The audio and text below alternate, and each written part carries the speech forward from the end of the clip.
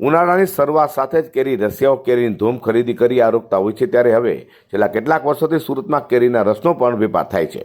સુરત મનપાના આરોગ્ય વિભાગ દ્વારા કેરીના રસનો વેપાર કરનારોને ત્યાં દરોડા પાડ્યા હતા. કતારગામ, ભટાર, અડાજણ, વરાછા સહિતના વિસ્તારોમાં કેરીની સિઝનમાં કેરીના રસનું વેચાણ કરનારોને ત્યાંથી સેમ્પલો લઈ લેબોરેટરીમાં મોકલી આપ્યો હતો. તો સેમ્પલો ફેલ થશે તો પાલિકા દ્વારા કાર્યવાહી કરાશે તેમ પણ જણાવ્યું હતું. ફૂડ સેફ્ટી ઓફિસર આશીષ ટી પટેલ, સુરત મહાનગરપાલિકા. આજે કયા પ્રકારની કઈ જગ્યાએ કામગીરી હાથ ધરી છે?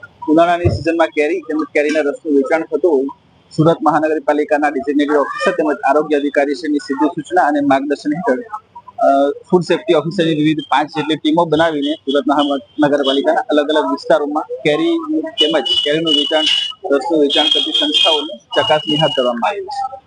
એ કયા સેમ્પલો આજે કઈ દુકાનમાંથી આવ્યા? અલગ અલગ ઝોનમાં વિવિધ કેરી તેમજ કેરીના રસનું વેચાણ કરતી સંસ્થાઓની ચકાસણી હાથ ધરેલ છે. તેમાંથી કેરી તેમજ મેંગો મિલ્કશેકના નમૂનાઓ લઈ પૃથ્થકરણ માટે લેબોરેટરી મોકલી આપવામાં આવશે. જે આમાં નુકસાનકારક આવશે તો શું આગળની કાર્યવાહી? જો આમાં કંઈક પણ હાનિકારક પદાર્થોનું કે ભેળસેળનું પ્રમાણ જણાશે તો તેમના હેઠળ ફૂડ સેફ્ટી એક્ટ હેઠળ આગળની કાર્યવાહી હાથ ધરવામાં આવશે. લોકોને શું મેસેજ આપશો?